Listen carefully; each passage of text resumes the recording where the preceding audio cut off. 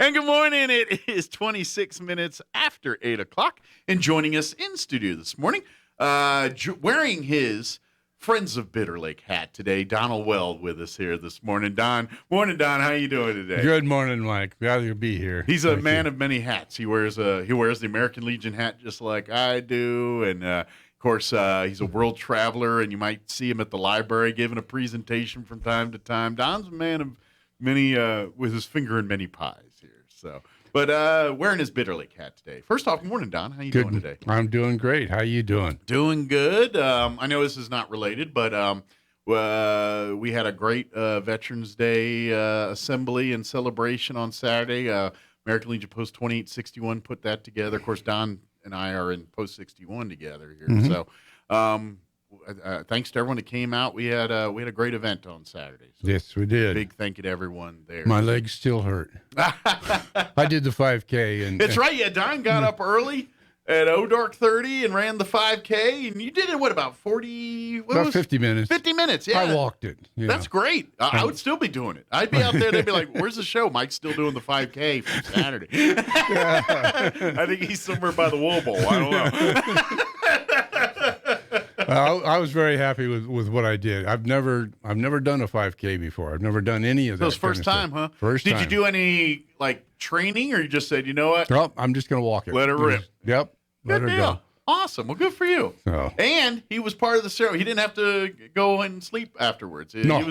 He was hanging out with us, and I was the driver for Jack, doing the rest of his work for the day there. Yeah. So.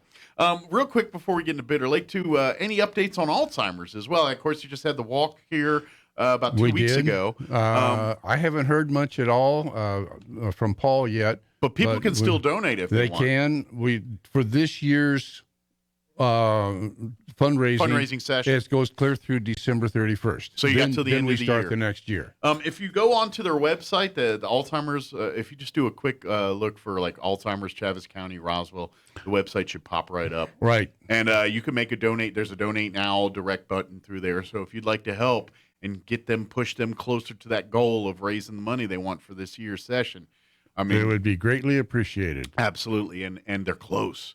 I mean, it's so close. Like, they had the breakthrough this year that they're like, hey, we finally got out. There's medicine that's right. They're making progress. Right. Who knows? In our lifetime, Don and I's lifetime, we could be seeing a cure for Alzheimer's. Maybe yours. I think that's a reality here. So we're at the 5-yard line here. Let's put our heads down and punch this thing into the goal. We're looking for the first white flower. Yes, sorry, I dropped my pen, but that's the symbol, the pinwheels. Yep. They have different colors representing the different, basically family members supporting. Got a family member that you're supporting. Yeah, that kind of a thing. And then white one is the first one who survives. A winner, survivor of Alzheimer's and dementia. So we're hoping we can find that very soon. Yeah. So go, please support that. Now we're going to get you outside here. Good news is Bitter Lake Wildlife Refuge, it's been kind of, even though it's outdoors and everything, but as far as many of the amenities that are part of Bitter Lake Wildlife Refuge have not been available because of the COVID. Right. The COVID pandemic here the last 2 years we've been dealing with. But good news is things are starting to open back up to the public out at Bitter Lake Wildlife Refuge. Yeah, the nature store out there is going to be open now from Thursday through Saturday. Okay. From 9 to 3. Great. And I know that in past, every year about this time, people like to go out there and get their Christmas presents at that nature store. Yeah, because they got great shirts and books and all kinds of stuff. If you've got a nature lover on your list, odds are pretty good. There's things you're gonna find something. Dig. Yeah. Yeah, it's really good. So that's coming up. Now, you can't get in and see the rest of the displays. Okay. The museum part of it's not really available. It's still closed off, but you can come in on those days and visit the gift store. So, awesome.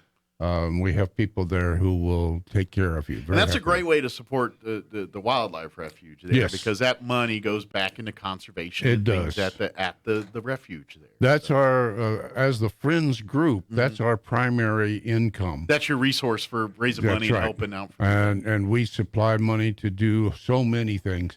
There's a, the Butterfly Trail, when we supplied money to revamp that and get it going. We just did a water system last year on that. Cool. During COVID, we got out there where we could and put an all new water system in.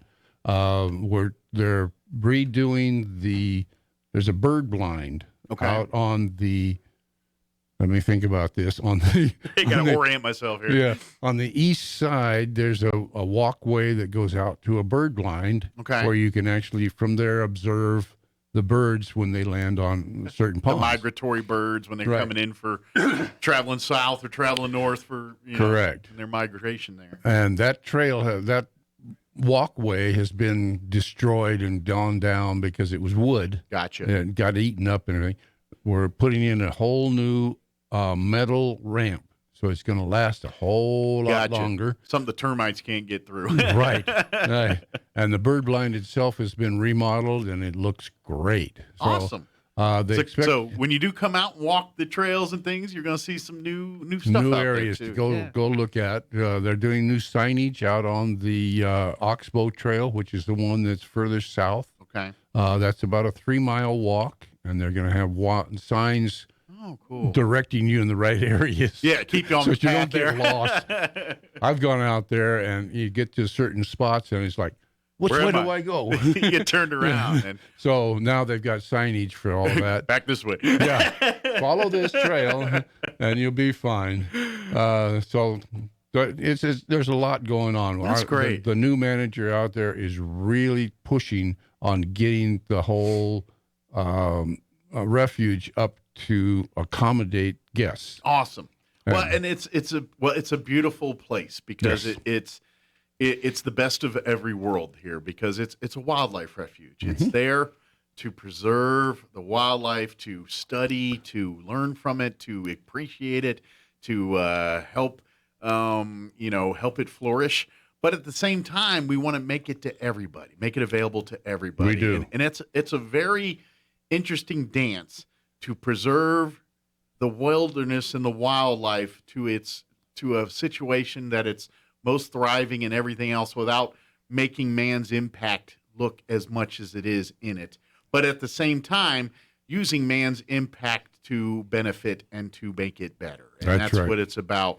And that's why, you go out to the Bitter Lake Wildlife Refuge, you can't have the fun and parties and things you have over at Bottomless Lakes, because that's not what it's for. It's That's a right. place for us to come. If you want to come and learn about nature, study nature, be a part of nature, and not disrupt nature, that's what Bitter Lakes is all about. That's right. Bottomless Lakes, you want to come out and be in nature and have a cookout and fun and party and meet with your friends and family. That's what it's for. But Bitter Lake's there to kind of connect with nature and see the birds and obviously the dragonflies and all the things that call Bitter Lake Wildlife Refuge home, and the migratory birds and that's why the events that we're going to tell you about coming up here, that are back on the schedule here in the fall and winter months. These are events that you want to come out and just see the world and see life a little bit slower and in its natural state. Yep, that's it. That's the whole idea. Yeah. And we need more people out there too. We're looking for new members on the board. Yeah. We have some members who are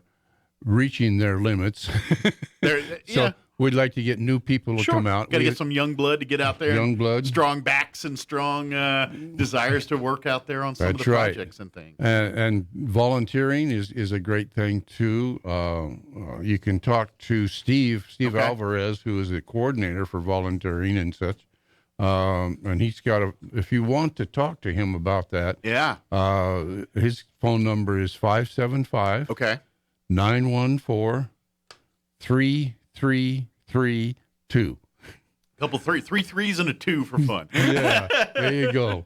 I would say because of my background in Boy Scouts and things, one of the things that Scouts need to do to complete their Eagle project is a service project. They have to start it from the planning stages to getting material to executing the project and plan and guide in every step of the way. If you're looking for ideas for projects, I imagine you could talk to Steve out there at Bitter You Lakes. sure can. And our Bitter Lake, I did the lakes thing there. So I pluralized Bitter it. Lake. Bitter yeah. Lake. You go out to Bitter Lake and talk with Steve, because there's probably lots of conservation projects, trails, various blinds, or various things that probably need to be updated and worked with. on. And Yep. you as a scout can go in there and help raise the cost for the material and labor and everything to get that done. And if you'd like to do that, I'm sure Steve would. And same thing with other youth groups and things. If you've got community service as part of your requirements in your group there, please, the Bitter Lake is a place where they would love to utilize your services. That's right. And we have had Boy Scouts out there doing projects in the Right. past. A previous manager, his son did a project out there when he was there. So Good. several years ago. Yeah, and that's what Bitter Lake's about. It's our place to come and connect with nature. Yep. It's our home for that. And that's why the volunteers like Don and all the other friends of Bitter Lake and the National Park Service folks and all the other people that's their day job out there. That's right. They're committed to doing it. And I know we've had Steve on at least a dozen times, I think, here over the years. Yeah. And it's just fun to talk with Steve. If you've never been out there, just to come and see what's going on, now's the time. Come out there. There's so many. It's a little bit of everything. You've got nature, you've got wildlife, but there's history. Like, when studying of the native tribes that called this land home and their buffalo hunting and some of that. It's just as much a study of people as it is animals and plant life out there as it is. It's just an educational, fun, beautiful piece of property that folks can come out there and enjoy and call home. And because of the work that's being done by volunteers and by the paid staff and everybody else, that place is going to be around for the next 20 years, for the next generation of people. That's right. And hopefully after that. But we got to do our part now so the next generation has it there for them. So. And part of it was built originally by the Conservation Corps. Yeah, back in the 30s. Yeah, during the Depression era, and kind of an offshoot of your New Deal projects and things like that. That matter of fact, there's a great history throughout this part of New Mexico, not just Bitter Lake, but out up in the mountain areas, and that Fort and Stanton. they did some work over at Bottomless Lakes. Yeah. They did that too. So they're been around. And that's a fun little historical jaunt too. There's if a you lot want to of see stuff some of the over there. markings and things from that era and those projects and things. It's to me, that's the fun part of history, is going and finding some of the lesser known stuff about history. And it's really cool. But that's what Bitter Lake is, and that's why I think everybody in our community would benefit from it and come out there. And I know most people, they want to go to the lake and get in the canoe or kick back with that and that's Bottomless Lakes. That's all Bottomless Lakes, and that's why. But Bitter Lake is there so you can come and enjoy see nature. And it's real. Obviously, Dragonfly Festival didn't happen the way it normally happens this year, but we've got some stuff coming up that we can do so we can still celebrate dragonflies and still celebrate the cranes and some of the things we do every year, just a slightly different than we've done it in the past. And we're going to do the cranes and cocoa this year. November 27th. Come out late afternoon, about 3 o'clock or so. Now, the 27th is the Saturday after Thanksgiving. Okay, so that's your weekend small stuff. Business Saturday that day. So when you're shopping in the morning, quiet things down with some cocoa and cranes later on. And you can go out and since the nature store will be open, you can go out and get your Christmas shopping, then hang around and go see the cranes come in. Yeah. We'll have cookies and cocoa out on the back deck.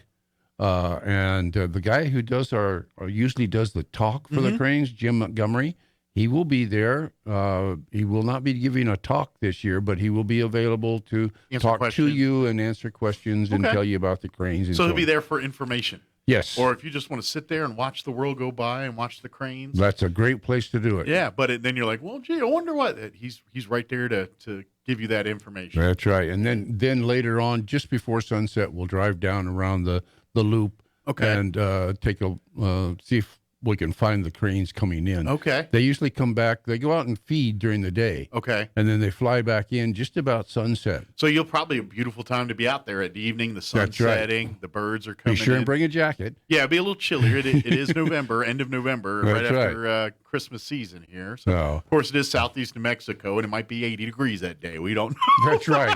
You never know. And sometimes it's happened that way, too. It is. So maybe the cocoa is, just chocolate milk. You might want it to be chocolate milk. Cool down. But it really is cool. And if you've never been to an opportunity like this, I'm telling you, it's a lot. It's fun. It's neat. It's nature. So you never know what you're going to get. It's kind of like for folks that if you ever been to the bat, when the bats go out hunting at night in Carlsbad Caverns there and watch the bats leave, it's hit or miss sometimes. Yes. Some nights all the bats come out at once and you're like, whoa, that looks like something you see on TV. And other nights the bats are like, I'm not too hungry. And then one or two will come out, and some are like, I'm going to sleep in another hour, and then I'll go out hunting. So it's hit or miss. But and this is very much the same way. The cranes out there, they may all come in together. They may be like, you know what, we did another loop, or we did. They're like people. They change their minds sometimes and want to do things, and they don't always go down to those ponds down on the south end. Sometimes they will go actually up to the true Bitter Lake. Okay. The actual Bitter Lake. The actual lake itself. Yeah, which unfortunately, except on special it's not really public it's accessible. not public accessible. Yeah. But, that's a membership point. If you join the Friends of Bitter Lake, we're looking to do that as a special deal. Trip out to the actual Bitter Lake. Trip out to actual Bitter Lake and into that restricted area. Gotcha. So is it just because we don't want too many people out there to disturb the ecosystem? Is that why it's pretty restrictive? Okay, gotcha. Yeah, and it's very, very delicate in that area. So we try to keep the traveling down in that area. Okay. Well, is that something that as time goes on here and we start where it gets a little more hardier in there and a little bit more where the ecosystem's a little bit more stout that more people start be able to come in there? Or is it always going to be delicate? That's not in the foreseeable future, but you're right. It may be and eventually. Okay. But I didn't know if it was something like, certain wildlife and plant life, we need to let people be away from it to flourish and strong, and then once it's kind of established in there, then we can kind of come in and well, is it a lot something of like it's that, or is it different? protected. Yeah. Okay. I'm trying to understand what the logic is. We have these restrictions on a lot of things because we protect them. Sure. Because they're just about gone. Endangered.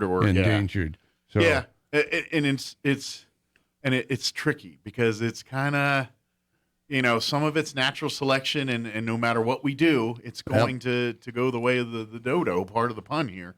But and then obviously, man's impact is causing that, and we try to do things. But and that's nature, though, and that's what. Right. And we is learning in nature. We talk about green and all that, and we can have those conversations at one point. But we're still learning. We're still learning our impact and our role, and what truly is harming, and what is just saying no. It's always. If everybody's a fan of George Carlin, stand-up comedian George Carlin, I remember George. There's Carlin. a line that he says that I love because he ain't wrong. Mm-hmm. We talk about the planet, and he goes, we do all our stuff, and everyone's like, oh, these styrofoam cups are gonna cause all this planet and all that stuff. He said, the planet's going to be just fine. The people, I'm paraphrasing, are screwed. He didn't say that word. He said, the planet's going to shake us off like fleas and keep going. And, That's right. And to his point, there is a little of that there. It's like, the planet's going to adapt with us or without us. Yeah, that's right. And we just want it to adapt with us. And that's kind of when we talk about ecosystems and things. How do we coexist? How does nature and wildlife and plants that give us life and give us everything we need on this planet, how can we, human beings, coexist with that? And that's why Bitter Lake is here, so we can learn that. That's what we're there for. Yeah. One of we have the antelope out here, these little pronghorns. We've got fencing around most of the refuge, and that fencing kind of prevents the pronghorns from getting into the refuge area. Okay. Well, our new manager says, well, and this is an ecology thing anyway. We've been looking at getting this, the wildlife people. Mm-hmm. Pronghorns don't jump fences very well. Okay. In fact, they don't. they're not jumpers, huh? No, they're not not going to be good on jumpers. your basketball team. No, but they will climb underneath things. Okay. So what we've done is we've replaced a whole bunch of fencing with a raised fence. Okay. So that the pronghorn can get underneath and get into the refuge. So they can graze or do what they Graze want to do. and what's such in there. And still keeps out other predators you don't necessarily want in there. Right. Awesome. Right. Perfect. Also, there's a burrowing owl that's just outside the refuge that we're trying to figure out how to get them to move Inside. into the refuge where we can protect them. So you got to make the they're in property danger. values a little better, so he wants to move over. Yeah, there you go. So we're trying to get those in too, and some prairie dogs. Cool. Yeah. And so this is part of that back area. This is what we want in that area of these protected items that we can take care of that way. So if you haven't been out to our little oasis in the desert, please come do. out. What's the date on the crane, Coco and Cranes? November 27th. 7th. It's that Saturday after Thanksgiving. Right. It'll be in the afternoon there, dusk in the early evening there. We'll get more information as we get close to invite folks to come out and sign up for this event. Can they pre-register, or is it just show up and show up? Show up and enjoy it. All you need to do is bring your warm weather, whatever you feel comfortable sitting outdoors in, and they'll provide everything else. Cocoa and cookies. Yeah. Any for Dragonfly stuff, or is there any? I know we're past the window for this year's Dragonfly Festival. Yeah, long. But that's going to be full go. As of right now, everything should be full go for next year, and I imagine between now and then, you guys will probably have a program or two on dragonflies, and just to kind of remind folks of things. We're going to start. We want to get people to start coming in. Talk to Steve again. Okay. About putting together a committee to do the Dragonfly for next year. Gotcha. So that committee is going to be starting to form probably after the first of the year. So if there's someone that wants to be on said committee, please reach out to Steve Alvarez. Please. You can either call them or you can call our new president. I'm no longer the president. You've stepped down? I spent my 2.5+ years in there. That was, but I'm still on the board. I still do a lot of work and volunteering around there. But our new president is Meredith Hildreth. Okay. And you can talk to her about joining the members or finding out more. Being a friend of Bitter Lake. 575-652-0024. Very good. She's probably going to hate me for giving out her phone number like that, but whatever. Well, Bitter Lake Wildlife Refuge has a website and Facebook and all that too. And so if worst comes to worst, shoot a message on one of those and it'll get you you got it. And it'll get you to, they'll make sure it gets to the people it needs to get to. And they can still contact me also. I'm at 575-495-3325. So if you need more information. And I can always get a hold of Don if you can't get a hold of Don. If you want to help Mike out. And he can always catch me. If nothing else, he'll grab me at the Legion. That's right. Say, hey, a guy wants to do some Bitter Lake stuff. Come on. Yeah. So we're still planning the Dragonfly Festival for the first Saturday after Labor Day. Yeah, that'll be as usual. Yeah, right around September. We're going to do a spring cleanup. There'll be more info on that. Okay. April, May type thing. Where we go through, and especially the butterfly trail. We like to go through and clean all the trash out of there and maybe do some planting of new butterfly flowers. Okay. Get maybe another batch to call it home and settle in. Well, the one that we plant is where they actually plant the eggs. Oh, okay. So we want them to see. Think about it in the world of infrastructure. We need some more butterfly condos and set up in that area. Those fences, when they took out the old ones, they were all wooden posts. Okay. We stacked up a bunch of those posts, and now we don't know what to do with them. So if you want some old vintage style fence posts, wooden. They're for free. All right, just come and get them, or reach out to arrangements to come get them. Call Jennifer Romero. Okay. She is the assistant manager, and you can contact her at I can't read my writing here. 575 420 4304. Okay. I know that's a lot of phone numbers, but Well, we'll make sure. Like I said, well, if you have any of that stuff, we'll make sure we get the information. If you have any questions or any of that, but looking for more people. If you'd love to get in this stuff, maybe this is a family thing. I would love to see families volunteer. Oh, yes. Mom and dad bring the kids and say, "Hey, we're all going to go work on some projects at Bitter Lake. We're going to go be volunteers and come out and learn more about this." And there's perks for being a member, a friend, and you get to exclusive access to things that you not necessarily get to as just a patron of the refuge there. But so if you'd like it, it's like it's the old membership has its privileges. It's no different here. We'll get you in there. Yeah, if you love nature and want to see, maybe you're like saying, I would love to go see I've never actually seen Bitter Lake. Well, I would imagine as a volunteer and things else, I think we can make some arrangements, get you out there and take a look at that kind of stuff. Who knows? It might put you out there working. That's right. We will. We'll put you to work. Yeah, that's the great part about it. And families, if you're looking for something to do with your families that are looking for opportunities, things for them to see and do and experience, Bitter Lake is, like I said, the gift store is now open back up. You can come out there and start walking some of the trails and things like that. And can't go to the museum yet, can't participate in certain aspects. But if you want to do a little Christmas shopping, or if you're, and again, this is all helping through the Friends of Bitter Lake, helping when you go buy T-shirts and books and various gifts there, or keepsakes for yourself. That money goes back to building these projects that we've been talking about, and making sure that the butterflies got a new flower to call move the family in and sit up. Yeah, there you go. There you go. This is what it's all about. So come be a part of it. Yep, that's the whole idea. And remember that all that money that you use to buy at the nature store, all of it goes back. We don't have any paid employees. We're all volunteers. That's great. So all of that they money do it for the love of Bitter Lake. That's right. Yep. It's very a labor much of so. love. And the back deck is open.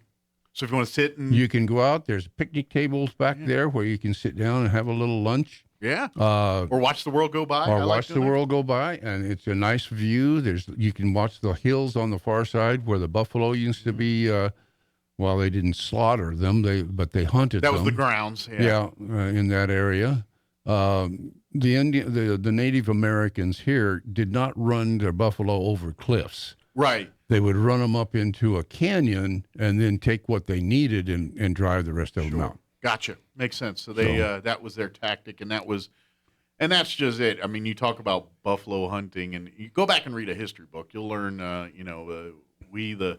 The white man kind of came through and started clearing out the numbers. And we're all the that ones stuff. that decimated the. We basically took the skills that the natives were doing and then kind of adapted it for our own bigger mass purposes. But that's another story for another day. What you're seeing here is the Native American hunting grounds that are all part of this Bitter Lake, and that's right. And you get to, and here's the cool part: you never know because there's conservators and archaeologists and stuff that do go through there, and they find all kinds of Native American relics and artifacts and things through that area. And every once in a while, they have those kind of events happening out there. So being a part of the Bitter Lake family and getting involved with that, if you loved and always wanted to get an opportunity to do that kind of stuff, being a volunteer, coming out and helping out, that could be because then we say, hey, we got a crew coming in that wants to do some research over here. Can you help them get navigated and situated? And now you get to go be part of these parts that very few people get to be a part of. You can be a grunt for them and haul stuff around. Sure. But you're seeing parts of the wildlife refuge that humans generally don't get to spend a lot of time in. It's right. It's gone to the birds or gone to the. Yeah, it's not necessarily open to the general public. Sure. Now we do have a Boy Scout camp out there that unfortunately hasn't been in use for the last couple of years. Okay. Partly due to COVID. But we're and I would ready imagine to have the Boy them come Scouts back out. go out there because I was in scouting. I grew up in Boy Scouts. I'm an Eagle Scout, so I know about that. They probably do their low impact camping when they go out. They do. It's very you probably trained for pack it in, pack it out, and all of that. That no open fires, food, water, all of that, bear bags, the whole nine. It's low impact camping, and where basically, and I'll tell you this, Boy Scouts and their mottos and things, you be prepared, you all that. One of their slogans is leave a place better than you found it. That's right. And so that's a mantra in scouting with camping. So those kids learn that. When we're done camping, this campsite's going to look like we were never here. And that's right. That's the whole idea. That's what they do. And they teach it as part of the scouting program, and they get to practice it there at Bitter Lake. So that's great to see. And we'll see. Yeah. Hopefully get more camping out. That's another, if you want to learn about scouting and doing some of that stuff. And some of the best fun camping I had was when we did low impact hiking up in Philmont and that area in New Mexico. Oh, that's beautiful, isn't it? It's beautiful country. Yeah. It's beautiful stuff. And Bitter Lake, though we don't have the mountains they do up north, you do get to see that. You get that feeling of being out up in nowhere like that. That's right. And it's a different type. It's not mountainous. Yeah, it's not. It's desert. But we're not elevation. It's a whole different world out on the desert. I love the desert. It's beautiful. It is. But you have to look at it for what it is. Mm-hmm. It's not a forested, mountainous type of area. Sure. It's a desert area. It's a different planet in essence. Yeah. And the creatures and wildlife that call it home are built different than other areas because they got to survive in that. That's why you look at like our scorpions and other creepy crawlies, and you're like, ugh. Well, it's like they're built to survive in this. That's right. In this dirt, this atmosphere. And they know how the extreme cold, the extreme hot, all the things that this area is known for. They're built to survive that. That's right. But you stick them in a rainforest, they probably wouldn't do that. They'd die. Yeah, exactly. Yeah. So that's how we learn. That's how we understand it. That's right. And there are so many plants and creatures that call Earth home that you probably never heard of or thought of or saw. A bug, like animals and things. You all kind of look, I can tell that's animal, but there's things out there that you're probably, what the heck? And you're like, you see some bug that looks like a leaf walking around, and you're like, that's the way they survive. Exactly. Because they fit in with the ecology around them. It's like the lizards and things that call here, wow, the tail fell off, and now they're built to survive this stuff. That's right.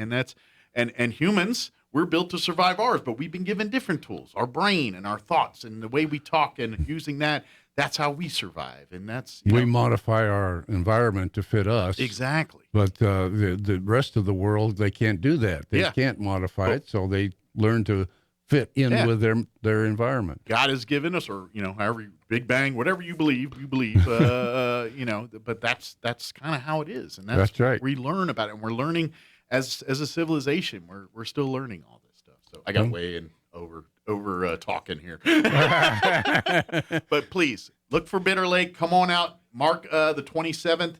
The Saturday after Thanksgiving, that's going to be the Cranes and Cocoa event.